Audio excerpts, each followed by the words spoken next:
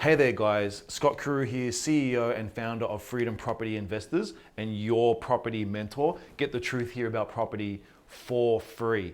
Now I'm going to be covering today why recession benefits property investors. I'm going to give you the truth and the facts of how recession can actually help you to move your wealth forward. So please click the subscribe button, hit the notification button, and enjoy the content on my channel.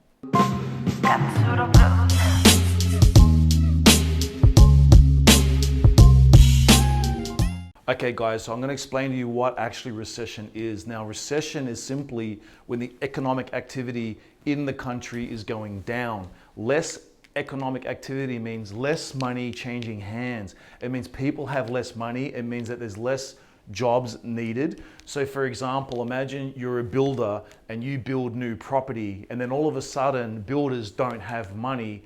Builders now are not building property, so they don't need to go to you and pay you money to help them build the property. So that's less transactions going on. Let's say, for example, there's a flower shop and people are buying flowers every single week because people have money. Now, if people stop having money, what actually happens is they stop buying flowers, which means there's less transactions happening in the economy, which means the economy is going down. There's less spending going on. There's less financial transactions going on. There's less money exchanging hands, which has a flow-on effect. It means less employment. Businesses not doing so well. Big businesses not doing well. Small businesses are not doing well. And what that means is that if you have a small business, for example, and less people are buying your products and services, it means you don't need as many staff, which means you now lay off staff. Those staff now are unemployed. They now have less money. They now spend less money, which means other businesses now don't need as many people. They then lay off staff. So what actually happens is that in a recession, it means that there are less financial transactions, and that is why the government is always trying to look at the economy, and if they see that the financial transactions or the spending is slowing, they will do things like lower interest rates or up government spending so that people will spend more money. People spend more money, it keeps the economy strong, it keeps people employed. Now at the base end of the economy, what is the economy made up of? It's made up of two parties that want to enter into a financial transaction. Mary has some goods, John wants to buy those goods, John gives money to Mary. That is financial transaction one. That's just one transaction which happens in the economy, but there are tens of thousands, hundreds of thousands, millions of these transactions happening every day. So there's transaction one, there's transaction two, transaction three, transaction four, transaction five, and so on and so on and so on and so on. Now, when you get all of these transactions and you add them all up, you actually get what's called the GDP, which is short for gross domestic product. This basically is how we measure the economy. We measure the sum value of all of these transactions, add them all up, and that is your gross domestic product. And what actually happens is we can measure the strength of the economy by measuring this number. So for example, in 2010, 11, 12, 13, 14, 15, and so on, we can measure this GDP. We can measure it here. Did it go up? Did it go up? Did it go up? Did it go up? Now, if the economy is growing, it means there's more financial transactions taking place, which means there's going to be better employment. People are going to be earning more money. The economy is going to be strong. People are going to be spending, and it means more economic activity, and it means more prosperity for people. If these transactions are going down, it means less money is changing hands. It means less people are buying and selling, because remember, everyone is selling something. You may be in a job right now, so you're selling your services to a company. The company is paying you money. That is a transaction in the economy. So if those transactions are going down, it means less prosperity. So governments are looking at this trend. If this trend is going down, they will take action to be able to push this trend up. And if they can keep the economy growing, they don't want it growing too fast. That has negative consequences. They don't want it growing too slow, and they certainly don't want a recession where we start going backwards, because that leads to things like unemployment, and it leads to a lack of money in the economy, a lack of money in society, a lack of money for the community, and it means less for everyone involved. So let's actually take a look at how recession helps property investors, how you can profit from it. Now, before I go into it too much, think about this. We had the GFC in 2008. Not long after the 2008, not long after the GFC, from 2013 to 2017-18, Sydney and Melbourne went through one of the biggest property booms in history of this country. So you've got to look at it that perspective. Why is it that an economic shock like the GFC, not too far long after it, did we have one of the biggest booms in history? So I'm going to be explaining why this is the case. And this is why, if we are to have a recession here in Australia in 2020 or in 2021, this is a positive thing for me as a property investor, and there's certain steps that you can take to keep yourself safe, the people that you love and care about safe, and over the long term actually profit from a recession in our economy. Now, during a recession, what actually happens is there's less money changing hands. People become scarce. The media start talking about job layoffs. They start talking about all of these negative things happening in the economy, recession, recession, recession. And what actually happens during that time is people start tightening their belts. They stop spending. They start trying to save, okay? They take less risk. People actually stop investing in things like property. So there's less people investing in property, which means the rules of supply and demand, less buyers, but lots of supply. It can actually create little dips in prices, and it can create opportunities for you to actually get into discounted property. And because it's discounted, but the rent remains the same, you're actually able to get a positive cash flow on those properties. But let's look at it. Will the whole economy crash? Obviously, as an investor, if the whole economy crashes, property prices just completely crash, then that is not a good thing. But let me show you why property prices do not crash here in Australia during these economic shocks or during the recession. So let's take a look at it. We've got here an everyday consumer, and they've got two types of spending decisions that they make. They have spending decisions which are musts. So think of a must. You must eat basic food. You must have somewhere to live. You must have water. You must have medicine. So there are some spending which is a must. And then what we actually have is we have discretionary spending. Now, it could be arguable, it could be a debate, but maybe things like your gym, brand new sneakers, it could be those expensive brunches on a Sunday morning, whatever it might be. This is discretionary spending.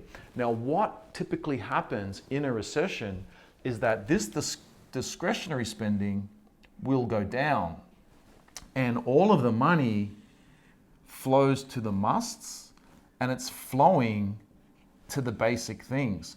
And what people start to do is, rather than going out and investing in things like property, which we all know property is the best long-term investment. Think about it now, we're in 2020 now. How many properties would you have liked to have bought back in the year 2000, 20 years ago? You would have bought everything that you could have. You wouldn't have debated about little things about the property, what's the best property. We just wish that we bought as many as possible because we would be so wealthy today.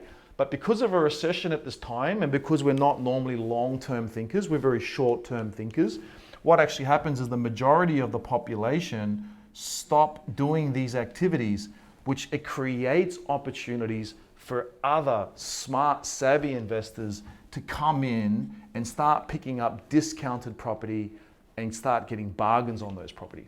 Now, can the whole economy collapse? Well, can the housing sector collapse, or can property prices collapse? Think about this. This person needs somewhere to live. There is so much money in their budget that they can cut out before they're going to cut out food and before they're going to cut out basic housing. So it's very hard for the housing market to crash when people need somewhere to live. And this is why property over hundreds of years has always been the number one investment vehicle. It's for this reason. Everyone needs somewhere to live. So I want to show you the strength and the difference of the Australian property market and why it's so unique, and why the Japanese, the Chinese, the Indians, the Americans, the Kiwis, why they see the opportunity, but you may not necessarily, if you're an Australian right now, why you may not see the opportunity, why you may actually take it for granted. But people all around the world love our property. The Chinese especially love our property. You know, we're one of the only countries in the world where you can actually buy property and you have title over that property forever. In China, for example, you cannot own any property as a communist nation. All you can do is buy property and you get a lease over it for a long time. I think it may be about 100 years in China, but it is a lease. It is not generational wealth that you can hand down through the generations. In Australia, when you buy property, that is your property that you will hand down for generations and generations and generations to come. Now, in addition to that, our property market is so strong because the majority of people in Australia own their own home. Now, 68% of all property in Australia is owned. That means the person that lives in the home owns the home. Only 32% of people are living in rental accommodation. And what that means is certain people within this 68% are property investors providing the housing for this 32%. So it is these people here that are getting rich, getting more wealthy as their property grows in value, and also their investment properties additionally grow in value. Now, in recession, we talked about that the financial transactions go lower. Potentially there is higher unemployment, people have less money. Now remember, people will cut out their discretionary spending before they cut out things like rent, food, and medicine. So it would actually need all of these people not to pay their rent, the majority of people to default on paying on their rent, for the investment property to become worthless. The thing is, what are the options for these people? Do they run out and go to government housing? There really is none. Do they live on the streets? Well, we can see in America, actually that can happen. Homelessness can increase. But these people are not suddenly gonna, these people are not going to drop their rents to accommodate people. If anything, they're going to increase the rents because discretionary spending now flows to core essential spending, and the most core fundamental essential spending is your food and your accommodation. So rents are not going anywhere. And if you look at the statistics at the GFC in 2008, from 2008 to 2013, rents in Australia were on a consistent increasing pathway. So you've got to remember and you've got to understand that. The next thing is this. Could prices crash? Well, for prices to crash, everyone needs to fire sell their property. Why would you need to fire sell your property? It would be because your mortgage on your property, you can now no longer afford it. Maybe one person in the family lost their job. Maybe both people lost their job, which means they can't make the mortgage repayments, which means we need to fire sell the property, flog it off, sell it fast, and when that happens, we can have a price dip in the price of property. But do people really need to do that? So out of the 68% of property owners, 50%, it's like, this is not the exact number, but I just want to break it down for you. Roughly 50% of people have zero debt on their property, and the other 50% of people have very little debt, very affordable debt on their property. In fact, the debt on their property, the repayment on it, is far less than what it costs for them to rent. So do these 68% of people, if house prices are going down, do they need to offload their property and therefore crash the market?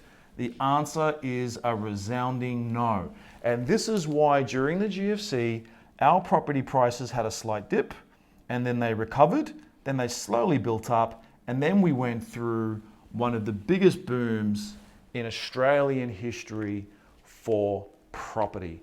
So it is at this point this would be the sweet spot, or this would be the perfect spot for you to start investing in property. The problem is that the majority of people are going to invest here and they're going to lose, because the problem is that most people want to see a track record of growth before they get in, and these are the people that lose. You want to be getting in anywhere along here is where you want to get into the market. Now, the interesting thing about the Australian property market is that the three main markets that create the most wealth, Sydney, Melbourne, and Brisbane, the three main markets that create the most wealth run in different cycles. So Sydney always grows first, Melbourne always comes and grows second, and Brisbane always comes and grows third. So if you miss this wave, we can grab this wave. If we miss this wave, we can grab this wave. Then we need to reset and wait for the wave to start again in Sydney. So there's a lot of money on the table right now, with the talk of, the coronavirus, with the talk of economic shock, with the talk of a potential recession here in Australia. It's slowing everything down. It has the potential, and it is creating now this situation in some markets in this country. So if you'd like to know where I'm personally investing now, where I'm putting my own personal money, get in contact with us at Freedom Property Investors, and we'll be able to share with you where I'm positioning my money to take advantage of this situation. But in summary, because of the structure of our property market, we will not see a property crash in this country. And let's be real about it. I want to show you something here which is going to give you massive amount of confidence for you to move forward with your investing. So let me show you here. This is a terrible drawing, guys. I apologize for that. But I'm going to show you here why you should move forward with property. Ultimately, we're born and then we die.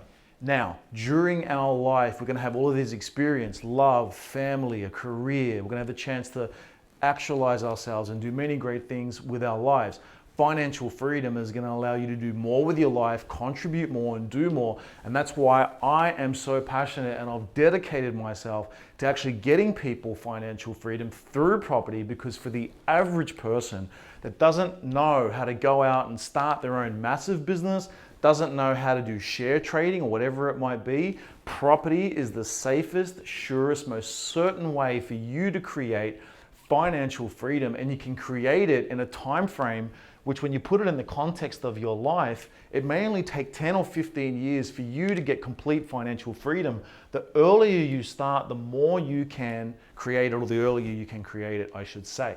Now, let's take a look at this. If you start your investment journey at 35 and you go out and you invest in property, and if for some reason something happens in the economy and you lose that property, you default on the property or you've got to sell it.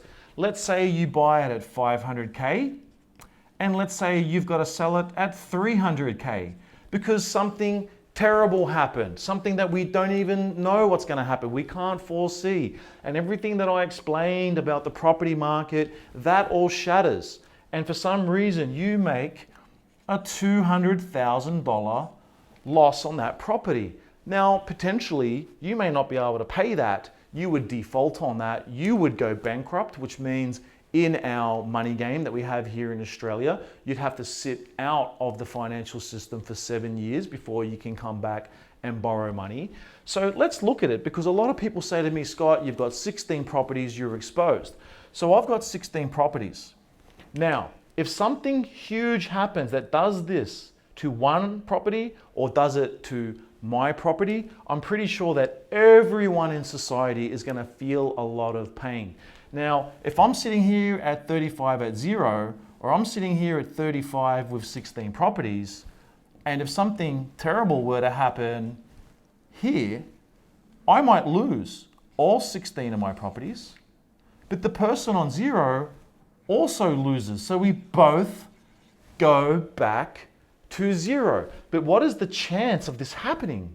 Maybe the chance of this happening might only be 5%, which means I've got a 95% chance of actually creating wealth on my 16 properties.